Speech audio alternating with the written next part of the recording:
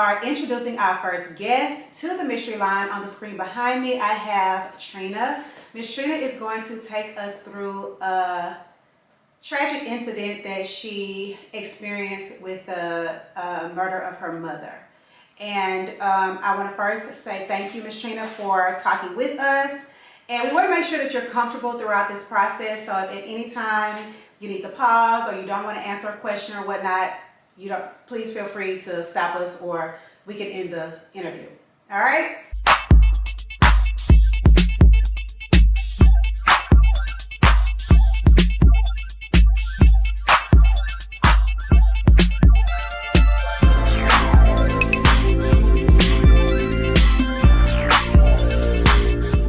Hey you guys, welcome back to the Mystery Line. This is episode number 21. I'm your host, DJ Kareen, and this is my co-host. This is Grumps, everybody. How y'all doing?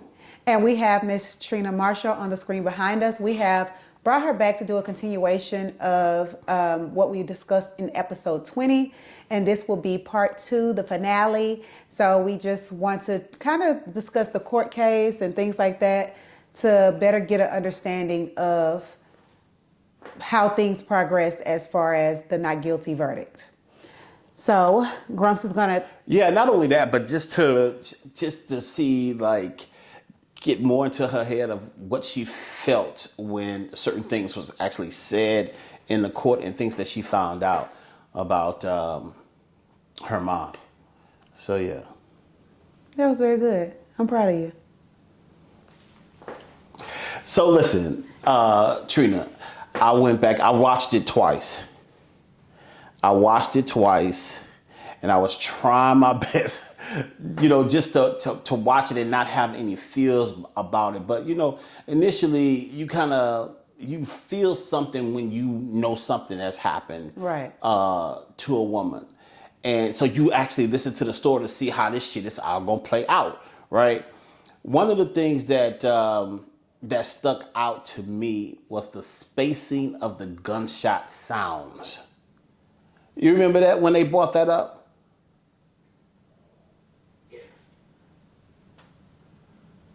Can you hear us? She said yes. Oh, I'm sorry, I didn't hear us. Yeah,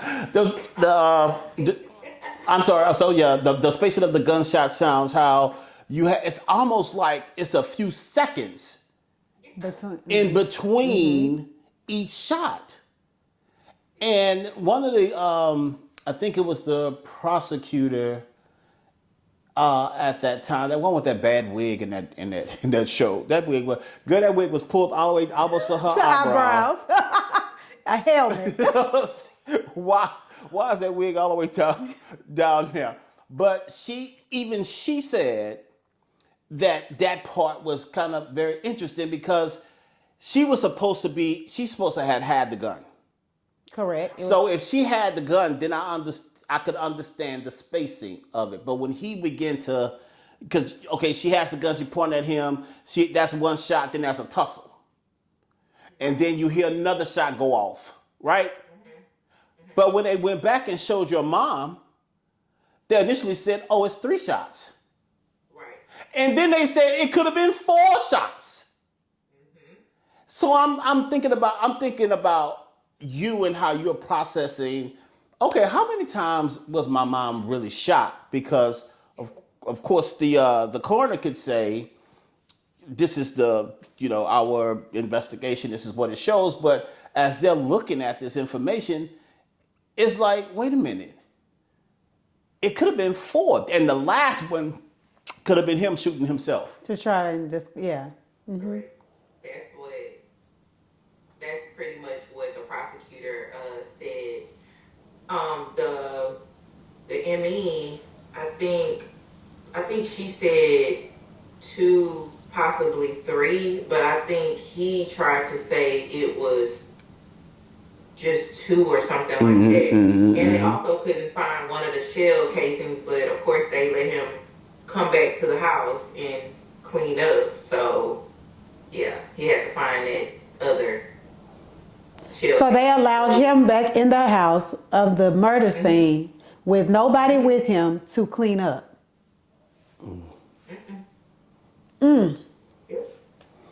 Oh, and they let his brother his family. I couldn't come in. I was stuck outside begging for my grandpa's medicine, and it was just a really interesting day. Like, I pretty much stayed on that street almost the whole day. So let me ask you this. Did they buy that house together, or did your mom purchase that house and he moved in? So they bought it together, but before they moved in, they stayed at my grandpa's house. So I guess, for whatever reason, they got married, and then they bought the house together. She used a bulk of her money to buy the land or whatever, and I think they used like his VA whatever to to get the house. Yeah, that makes sense. Yeah. Okay. I was trying to figure out how all of that played out as well, with the home buying and why he was able to have access to the house. All throughout. I still had access to it though, because I had the keys, and my grandpa was technically a person that lived there as well. So. Okay. So when they purchased that house, your mom moved your grandfather out of the house where she lived with him into that home? Yes. Okay. Correct. Okay. So during the time of the incident, where was your grandfather? He was in the house. He was in the house. Stop it. He was in the I house. missed that. Her grandfather, I don't know how he was awakened when the cops showed up, but he actually ended up outside. So I don't know where he was in his dementia, but I remember them walking up. And you know what else was crazy to me about that situation? One of the cops said, we wanted to get his statement. Ma'am, he has dementia. Yeah.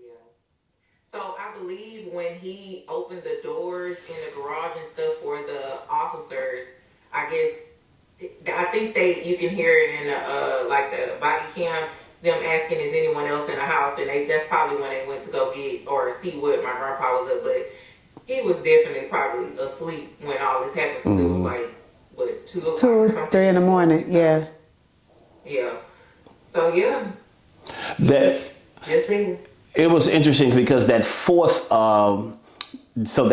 gunshot was something that they heard on something that they thought they heard on the Cameras. Yeah, but his defense tried to say it was like the camera, one of the other cameras. The click, like the clicking sound. Yeah. Yeah. Mm-hmm. Yeah. So. Now, another question that's here is, the prosecutor on the show, was that the same prosecutor that was in the actual courtroom? No. Okay. No. So she was just talking. Funny, the host or something. No, I forget what you call him, but I guess the producer of the show. Mm-hmm. She I think she reached out, but yeah, she was like, they must didn't want to make a statement because they didn't win, so they just gotta kind of like a step in or replacement. But yeah. I don't know. It just all throughout that whole thing. Throughout just me watching it back, twice, I'm just like, it's still something very eerie about that. So I had a question about, they kept saying, that they would argue all the time and blah, blah, blah, blah, blah, blah. But that was really no physical violence, right? It was just them always arguing. Right, but a person, like she said, thinking back to what Trina told us last episode, a person is not going to show their true colors until you actually are living with them. So when they were living in the house, probably with the grandfather, that wasn't his actual, his home. So once he got a home with his name on it or whatever, then now the mask comes off. You know what I mean? Mm-hmm. Yeah, I get it. I'm just saying, the only time that was physical violence is when he shot your mom. Mm-hmm. That was it. According to him. According to he shot him. Yeah, exactly. Well, I said what I said. And you stand on what you see. I'll never understand how that flew. How was that? And to say she shot herself multiple times is insane. It was, and then the whole shit that Dick was talking about, and how the gun came through her arm, and I'm like, how is this? What are you talking about, sir? What are you talking about? It just did not make sense. And of course, he's a criminal defense lawyer, but it just did not make sense to me if we're looking at the diagram in front of us. It's literally playing out in front of us, and this man is saying there's a possibility that, you know, the gun was in her hand and he was tussling. That's a whole nother situation that happened too. Him standing that tall over her to, and how quickly he would. He could have did a whole lot of stuff. You've been in the army, you were a police officer or whatever. Like, you could have disarmed her if that's what happened. Like, there were other ways to actually do that, because there were other ways to do that, because if we understand what was saying, that your mother was standing at the front of the closet, mm-hmm. and he was in the closet, right? With his back turned. Right. So I'm just confused. And allegedly, she went after him for her cellular device. Right. Yeah, but. Why you didn't just take it and go sit in your car or go outside or anything? Why would you go like right in the closet?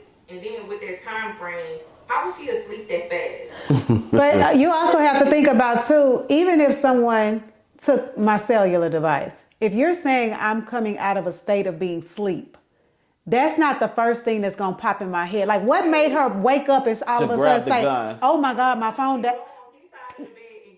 The gun right. on his side of the bed, and it stayed, and it stays.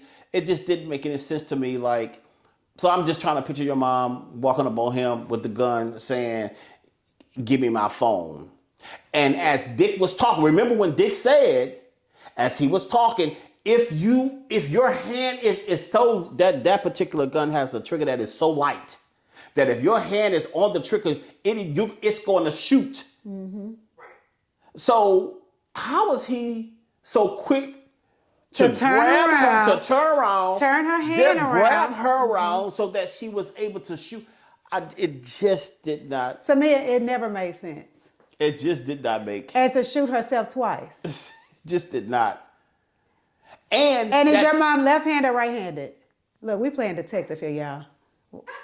So if the gun is turned this way, you have to look at the position of the wrist. Mm. You saying that I shot myself? No. Hell no. Even no. Stopped at the first gunshot wound, she would have survived. It just broke her arm. And look, I'm not that familiar with guns. Does that gun give any kind of kickback? Do you know? I don't know. You know, they never did talk about kickback with this particular gun. There was no safety on it. There was no safety on it, and that the trigger is, I mean, it's such a light trigger that I'm just trying to figure. I don't even understand. Well, if it's a light trigger, he would have been shot in the back. And he would have been shot first. In the back. It just didn't make any. Because if I'm coming at you with any type of aggression, and you're saying I wanted my cellular device, and my hand is already on that trigger, I would have shot you first. Okay. But what happened throughout all of this that would make somebody want to shoot you over a phone? That's the part. I'm just thinking about myself. So from a man's point of view, okay. I want to just look at it from a different angle. Okay. So there was some painting of him being on steroids, right? But he said it was TRT, which is a steroid, but it's different. It helps to, anyway. Yeah, boost your testosterone or whatever the case may be. Because if this is true about the TRT, if that is true, that means that the narrative that was painted, that they was not having sexual relations, I think because he couldn't get up. He couldn't get up. Mm-hmm. But he was also a bodybuilder. Mm-hmm. Whereas your mom, who works in the medical profession, that may have seen something and talked to somebody about what this could possibly be, he's trying to say that she got it misconstrued, that he wasn't on steroids for weightlifting, but he was on TRT for testosterone. He denied being on He did not. She found some stuff like in his car, like, but she, of course, she don't know what it is. But now I know what it is. Like the little, I guess it's a syringe or something that they inject themselves with for the TRT or whatever. She knew that it was something, but he always denied it like he was natural. Well, ain't nothing about him natural. Have you seen him? Ain't nothing about him natural. We're gonna have to put him on the screen, y'all. So y'all, if y'all haven't looked at the first 48 of what we're talking about, we're gonna put him on the screen. Ain't nothing about him natural. He was definitely on something to get that type of build. He said it was genetic and the whey protein and stuff, and we didn't know nothing about. I mean, I can't. Everybody else like he on something. I don't doubt that his build could possibly be genetic. However, a build like that's just your build. Like he was always a tall, kind of muscular guy. Right. But in order to look like that, you have to put some work in. And if you are an older man, He knows it all so well. if you are an older man and you are having issues in the bedroom with your wife, you might want to try TRT to make her happy. But the question is, was it TRT or was it steroids? Was it heroin? That's where I was We'll like, never know. because he's so just casually say, oh no, it was, I went to a urologist and this is what they prescribe, but it wasn't nothing like that. He just kind of skirted by that. They should have did a drug test, because you could tell the difference between the two. That's true. Yeah. That is You can very tell true. the difference between the two. They're they have the same chemical makeup, but you can still tell the difference between the two. Very true. Yeah, I don't know. She definitely was like she made that be like the focal point. Okay, that's why he doesn't want to have sex. That's why he's acting like this. That's like everything was because he's taking something that she don't really know what he's taking. She noticed like even on his body, like he would have like these skin splotches. And I've learned that that's kind of one of the things when you're taking something like that. It'll give you acne and stuff like that. So I don't know, but I just don't think she should have fought that hard for someone that was like that. I was so confused. I was like, God damn, people can become ruthless just to win a case. It's hella confusing to me, especially when women defend men who kill women. Yeah. And the makeup of the jury was very interesting. Not one black person. Really? Yeah, not one black person. I just knew the women, but then I thought about it. Did Dick pick the jury? Did Dick pick the jury, or was it picked by the court? Both. They both picked the jury. Dick picked. Let me tell you something. That man was a sheriff. I heard one of the jurors was a lawyer. He had already got the deets, baby. That the union rep that called him while he was in the hospital. They had already called Dick DeGuerin. They had already called him on the red line, and Dick had already informed them to, hey, listen, he don't talk to nobody from this point. Yeah. And that's how they was able to conjure this ridiculous ass story. But even So long to come up with that. I was insulted. I didn't understand. I was like, surely this is not gonna play. But for her to be literally like feet under him, Right. and for you to conjure up a narrative of a tussle between a 6'3" giant over what, a 5'4", 5'5", your mom, that is literally her fighting a giant. And not just that he's tall, but he is humongous. Yes. Right. It was a no win situation, and And also, in the court, they did talk about another thing you brought up was he didn't render aid. He did. Yeah, He didn't do basically- CPR. He didn't do anything. Yes, he did. But Trina, listen. The person that was on the phone, right, with him, when and that who them people are, the responders to pick up and tell you, Yeah. the 911 operator, right? You need to begin CPR. Okay. We hear this motherfucker blowing and pushing. He already knew that she was dead. Right. He knew that she was dead. He knew that he was dead so much so that they caught that fucker on. I'm sorry.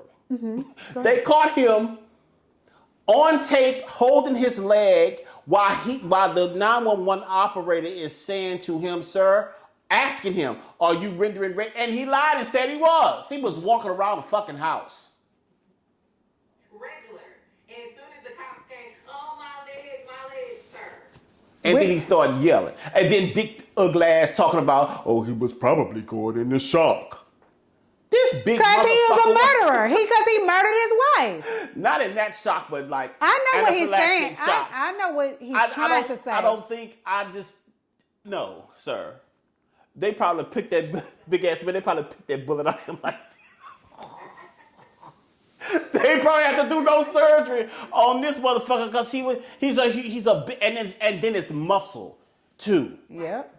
You understand what I'm saying? I'm like, no, They did a whole little, I guess it was, I can't remember if it was Dick or Mike.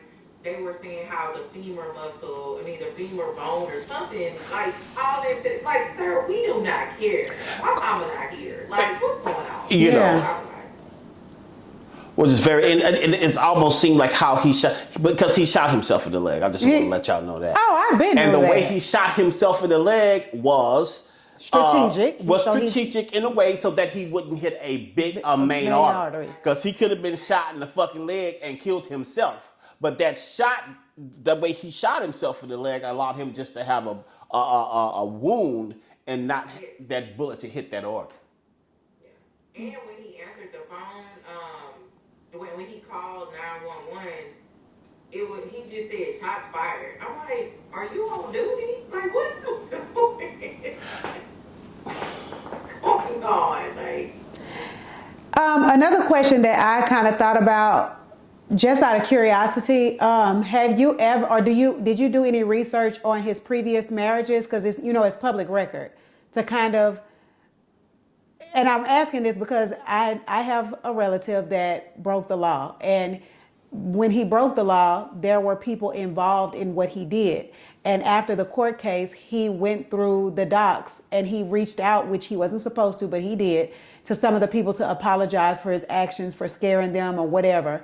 Have you ever thought about looking up any of those women to see if he had any display of anger with them or abuse or anything like that? no, just stories that I've heard that people have said, but I'm really not interested in. Yeah, that was another thing to with Maybe those. it was just a wife, but he has children with them, so I don't know if they're gonna feel the need to protect him as their child's father. So If he's such a terrible father, then listen. let me tell you something. Honestly, of course, my situation is way different from yours, but I have been contacted before to try to give like a character, painting of my child's father. And I was very honest. Very. bread. He got a lot of bread. Maybe he broke bread with him. They not willing to go. I don't know. So And then I'm not sure, you said you worked in the legal office or whatever. Mm-hmm. So if an officer does have anything like that on his record, is that public record or do they try to cover it up? Say like domestic violence. Yeah, it's gonna come if you do your research. It's gonna come out. So if they really wanted to dig, and if it was something substantial there, it would have came out in the court case. I think it would have came out. I was like, you had all these other marriages, all these other relationships. Like, why my mom? She helped you out the most. I don't get it. I didn't understand. Like, Yeah, I don't know. I just thought it was like a power. You know, in my mind, I'm thinking, okay, he wanted power over this woman because remember her best, the guy that they claim was one of her really really good friends, said, you know, the first time they went out on a date, your mom had a few drinks, and then he was like, you know, I don't want you to drink no more, and she asked him why. He says because I told you so, I don't want you to, or something like that. And she was Ooh, like, baby, I would have left you know, him she that took night. him the deuce. You know what I'm saying? So that's a power thing. You know, she did leave him that night, But she and then she went back. You know what I'm saying? So I was like, She was very jealous of her friendships, like so much to the point where he would befriend them and then not want her to talk to them anymore. It was so weird. I don't know. He was like that with me as well. Like one time I was like, okay, fine, I'm gonna give him a chance. You know, we had a conversation. He went back and told my mom everything I said, but in a negative way. And I think he hated the fact that he couldn't break her because she won't stop talking to me. Right. And then too, she didn't stop talking to her friends. Like he would be like, "You still talking to him?" Like, yes, that's my friend. I've been knowing him for 20 years. Why would I stop talking to him? you know what I think, and then too, like maybe the previous marriages, you know, maybe wanted to be done. They know that he is affiliated with law enforcement. They know what law enforcement is. They could be under some, you know, they could be afraid, is what I'm saying. And not just to protect him, but to protect themselves. I mean, look, I mean, and then just imagine they watching this play out Yeah. and see him get off. Yeah. Oh, I'm definitely not gonna say shit. You know, I'm definitely gonna keep my mouth Well, I closed. will say that he appeared I was in this little dating group and he popped up in the dating group. And I said, I know exactly who that is. And it was crazy because in the dating group, all the women were like, stay away from him, stay away from him. He did this, he did this, he did this. We're just warning you, we're just warning you. So, I mean, his reputation is really ruined because it's trash. And there are women who should be aware and should be afraid because we don't know what extent. And not just him, ladies, when you get into a relationship, and we talked about this on the show before, if a guy shows you any signs of abuse, get out of there. First time. The first time. Don't give him a chance. Don't let him lick you in your ear or stroke you down or whatever. And you continue to give him another opportunity. Get out of there the first time because you never know what extent they can go to when they're angry. Like I told y'all before, I know someone who ex-husband beat them with a hammer. Like she had to have brain surgery, whole arm was broken. Like it's just, I know several people who have been in domestic violence relationships and it didn't end well. So the first sign that a nigga show you he tripping, get out of there. Get out.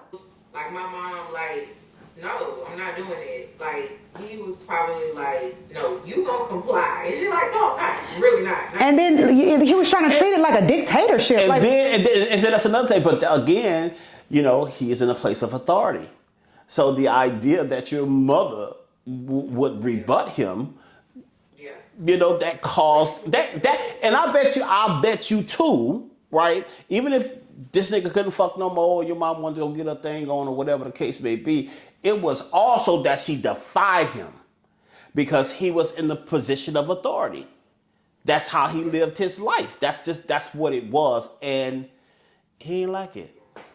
And I could have missed this. Where was the cell phone when they he cleaned up? You said he was able to clean up. So nothing ever came about the cell phone again? So the cell phone was in a hamper. So that's how he tried to make it like he dropped it. As soon as he saw her Come with the gun. he turned around and it startled him and he dropped it. Right? Girl, bye. A man, like you say, of that stature, she's coming at him and he's gonna say, ah, and drop the phone. Child.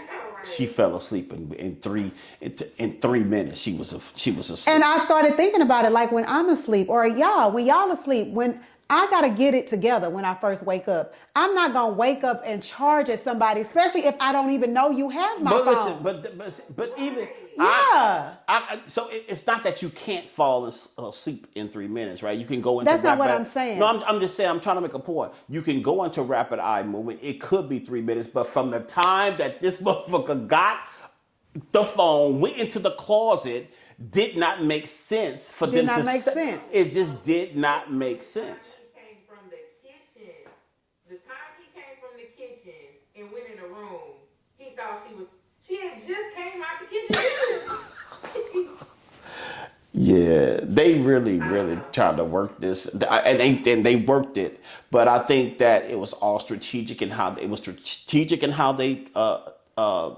chose the jury. It was strategic how Dick being. It was intentional that Dick DeGuerin was on this case because it was a high-profile case with people who are somewhat famous, even if it is, city famous or whatever the case may be, and the idea that it's a black man who killed. It was all sensationalized too. That's true. It was all sensationalized. I was like, damn, this was let me tell you something. This is my first time. Like I kept saying, like, I didn't see this, but I think that was a time where I really wasn't maybe looking at. I told J-Bo before that I used to be a lover of the first 48. Like I was addicted to it.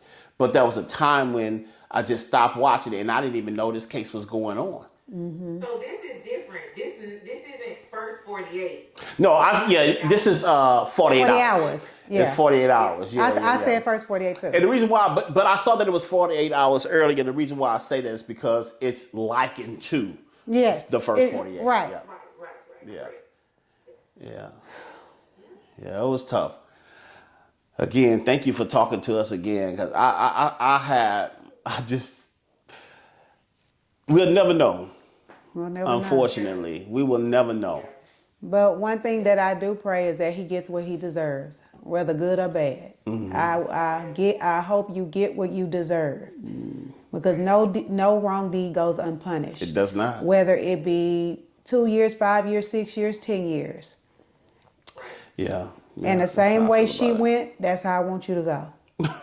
Yep, I agree. Yeah, karma. Listen. Them tables got to turn. They will eventually. They will. Well, I don't think he's having the greatest of times, especially being out in public. Yeah, that's true. That's true. Yeah, I think that he knows that he is going to. The only thing I think that probably will maybe keep him sane is his family. He had his twin sister. Who twins have a bond, right? And then he had that other guy on there talking about he would never do this, never do that. Nigga, one person, the twin sister, that's just the goal. It's gonna happen anyway, right? But they only had only one person. They ain't reach out to nobody else. They got this much. Anyway, and to me, he just was incredible. He was incredible. As a witness. He's so stupid. Dumb. Dumb. He wants to be famous so bad. It's disgusting. And then the sad part about that, Trina, is that sometimes you want to be famous so bad and it turns into infamousy. Yeah. Correct. Now you famous for shit. I don't know. That's very true. Every time somebody sees him, they reach out to me, whether it's Facebook Messenger, a text, like, I saw that old such and such, and such and such. Oh, he must be living over here now. Oh, he going to this church now. I'm like, y'all, I'm moving on. Oh, I'm sure he in the churches. I'm sure of that. Look, they may find a woman in there. I hope not. You know what? He might find. He might listen. Let me tell you something. He might find a woman in there. They be desperate as fuck. Are you saying the saints are desperate? Yes. I am one of the saints.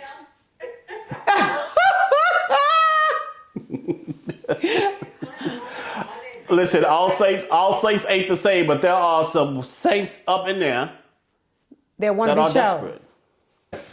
Trina, thank you so much for talking to us tonight. Again, just, sharing yourself, sharing your story with us about your mom. And we really, just wish prayers and send prayers and wish hope and healing for you throughout your life's journey.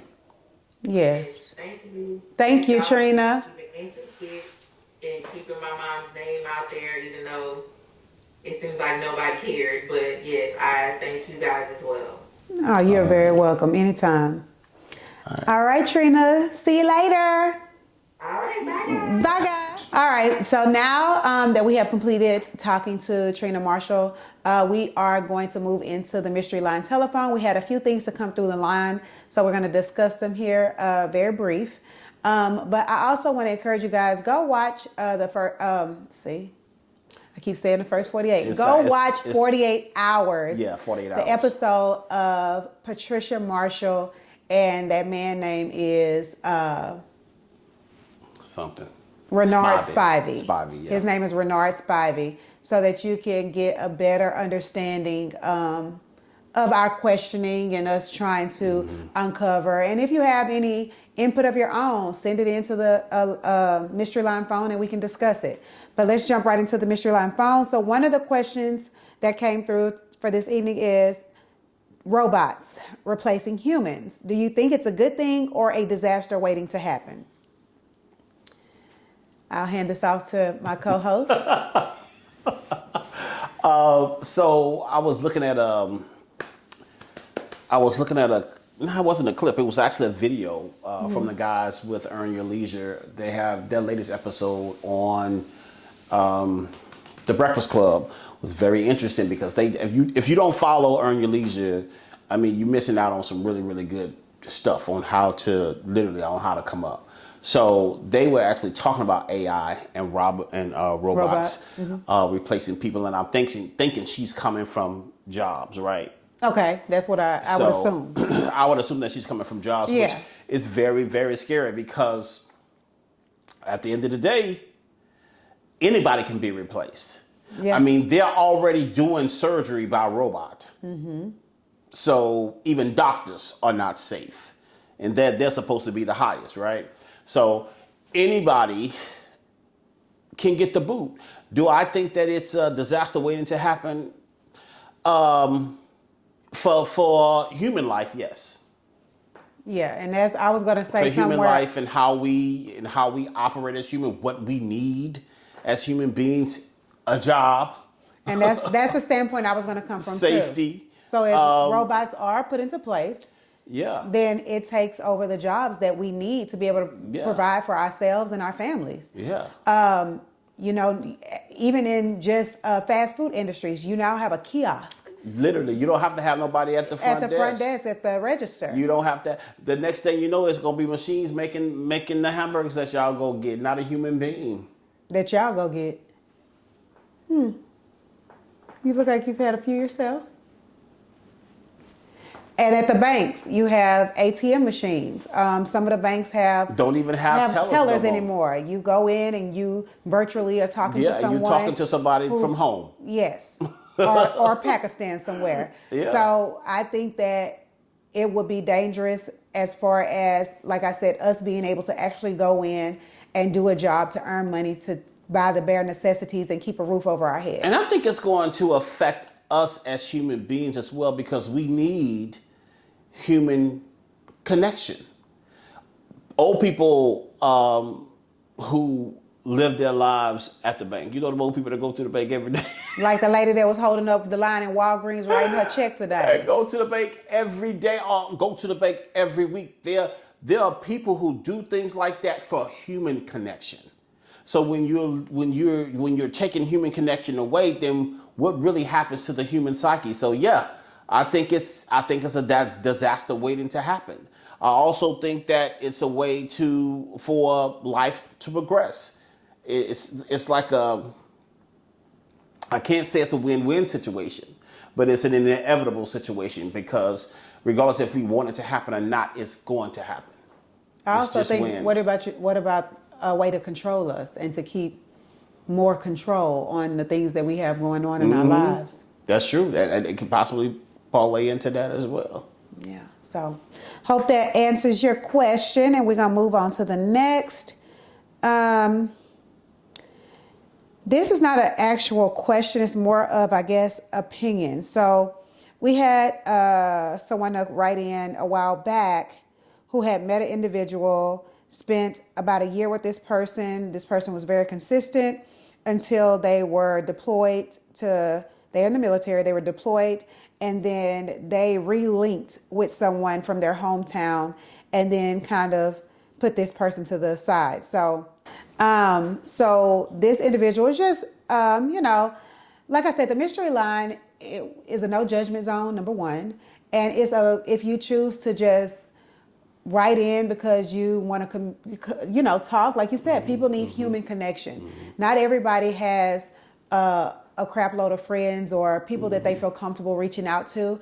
And so this person is just asking, how did I gain my friend circle? She's feeling like she's alone. She's feeling like she's broken because of that past relationship. And she is hurt inside and doesn't know if she is fully capable of doing life without having a companion. Girl. So I'm gonna give this to my co-host again. Don't try to give it to me. Don't give it to me. Okay, so don't give it to me. Ooh. We have to learn to love ourselves, right? And part of learning to love yourself, again, we preach therapy on this show, okay? Maybe you needing to go talk to a therapist to let go of some of that trauma and pain from previous relationships, and you feeling like you need to be depending on someone else to give you happiness, to satisfy yourself, or, stuff like that. Because once you get into a state of mind where I need somebody, you begin to accept anything. Anything that comes your way, you will allow it into your life. So you want to make sure that, number one, you know your self-worth, you're comfortable with yourself, and so on and so forth. And I know you mentioned here that you have sons. So you also want to bring somebody around and have somebody when that time comes that is a good example for them. Because ultimately you want to raise them up to be men who have values, morals, and things like that, and treat women as they should. So you don't want just any Tom, Dick, and Harry in your life just because you need or you feel like you need a warm body or companion laying next to you. You want to make sure that it's beneficial, for the long run. But okay, so what she was saying, it was like twofold, right? Like a partnership with someone intimate, and then also friends. It was two-part, right? Was two-part. Yes. So it says she was asking about the friend circle. She's taking accountability for the past relationships that ended up hurting her. And she says she's scared to do life by herself. Yeah, I would think so. I would say, kind of look into manifestation, right? Like, Okay. Look into what manifestation can do for you, and really allow that to happen in your life. Be open to the things that come into your life. Understand that friendship is for, what is the saying, for a season, a reason, and a lifetime. So be able to decipher between those things. And I remember this quote so good from Maya Angelou: to have a friend, you have to be a friend first. So if there's any work that you need to do on that, you want to consider that as well. In your message that you sent us, it says that you kind of realize some things along your journey. So you should be in the place to accept those things into your life. And we just want to, hope the best for you, because sometimes when we look at loneliness, the deepness of what that is, it can be because of past traumas, but also those traumas inform our lives to where we are now, and now you should be open for that. So my prayer is that something happens to fill that void, I believe, that you're feeling at this time. So just be careful, the idea of friendship, and remember that not all friendship is the same, reason, season, and a lifetime, Yeah. And then I think also too, we have to take into consideration, where are we going to meet these individuals? So, because if you, going to the nightclub to meet, and not saying that everybody in the nightclub is a bad person, but if you, depending on what you're looking for in a friendship, if you're looking for somebody to party with, then I would say finding somebody in the nightclub might be beneficial for you. If you're looking for somebody to work out with, eat healthy with, maybe going out to a gym. And I'm not sure where you live. It may be a small town, who knows? But yeah, we wish you the best, and I hope that you can get some type of peace with this situation so that you are comfortable with, along your journey. And write us back and let us know how it's working out for you. Yes. And so our last, I was blowing up the mystery line tonight, honey. Our last one is, okay, here we go. So because it is very lengthy, I'm going to give a little snippet of what she's saying. So these individuals, it's a couple. They have been together for 13 years, living together for 9 years. They live in a dwelling that is in the female's name. However, they are 39 and 38. The male in this relationship keeps allowing his friend to come and live with them without having a discussion with his mate. So she is very upset because at one point his stay lasted 2 weeks. He left, he came back. And like I said, I'm trying to, because it's very lengthy. I'm trying to just sum it up. He left, he came back, and he's back again. And she is not wanting to address it herself. So she's steady asking her boyfriend, like, what is going on? Why is he coming so often to stay and staying for long periods of time? And he's not giving her any real answers. He's just saying, he's going through a rough time. She did mention one stays in Las Vegas, one stays in California, but I think he's coming to where they are to reside with them for whatever amount of time. So she's saying, how should she address this? How should she address it? Because if she does, it may end up being, said where feelings are hurt. I think this conversation is for you and your boyfriend. You need to stand on business and until he gives you some answers. Because, the guy is obviously being welcomed in by the boyfriend. And he's given the okay for him to come and stay or whatnot. And maybe he needs a male companion there. I don't know. So in that dissertation that she wrote, did she not say that he was communicating that with her? Would he just show up and he would okay it? He would just show up and he would okay it. Yeah, he would show up, he would okay it. And then, like I said, one stay, she said he stayed for 2 weeks. They went to Walmart. He came back to visit one time. They went to Walmart, she said, and she saw him purchasing his own towels, toothpaste, soap, etc. And she's like, what the hell is going on? So whose space is it? It's in her name. But again, they've been living together for 9 years. In a relationship for 13 years. We need to have a conversation. And she don't know why. She don't know why. So, but she don't know why because she hadn't asked why. She don't know because he won't tell her why. He won't elaborate why. He'll just say like he's in between spaces or whatever.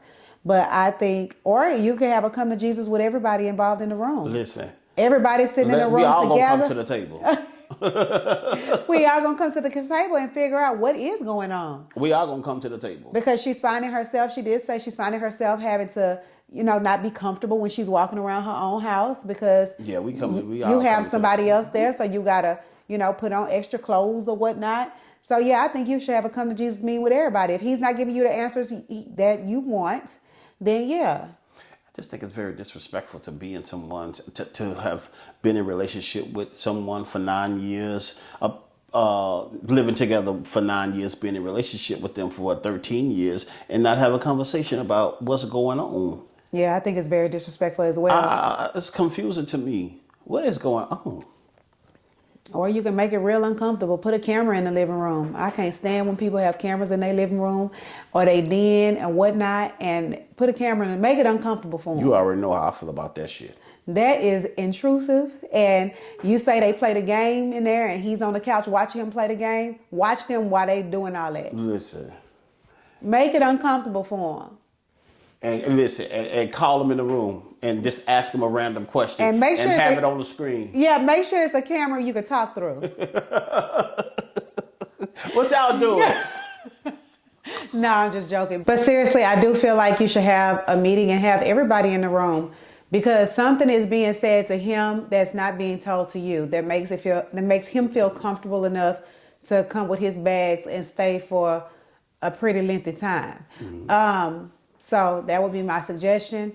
And if it can, and also your boyfriend should respect the fact that you're telling him, I don't feel comfortable with him coming so often and staying for the amount of time that he's staying. Like, he's not a tenant there.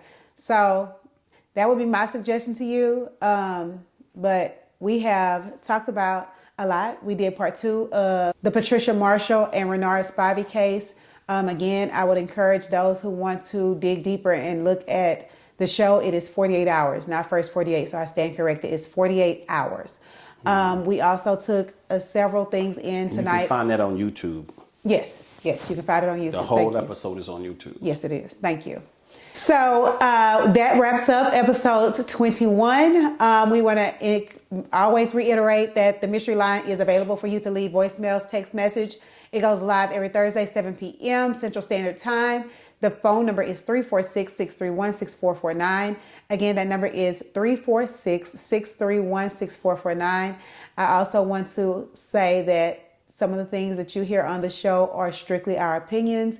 They are not facts or research been done to it, but strictly our opinions. So I want to add that in there, and we are going to end episode 21, and we'll see you guys episode 22. You just say no facts. Would you say bye? You said no facts to it. It is facts. Say bye.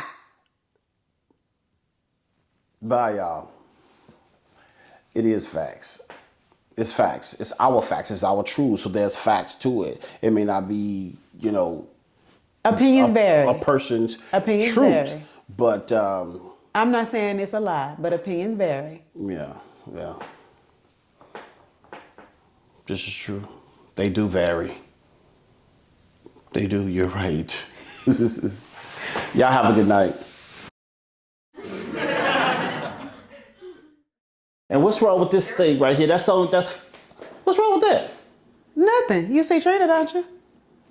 Oh, that's okay. It just looks crooked, but she looks straight. Yeah, don't worry about it. Calm down. You calm. I am calm. Yeah, keep on. Go take a sip of something. Go get some Sir Davis. Get whatever you like, because I'm not going to put up with this tonight. You ain't talking to me. Yes, I am. No, you're not talking to me. You need a sip of something. Give it here. Let me send it to myself. Don't touch nothing of mine. I'm dead. Y'all are hilarious. This is retarded. I said I couldn't send it. I know you can't, but let me send it. No, you can't. No, I don't want you to send nothing. He don't want me to prove him wrong. You ain't proving nothing to me. Yes, I am. Oh, you can't.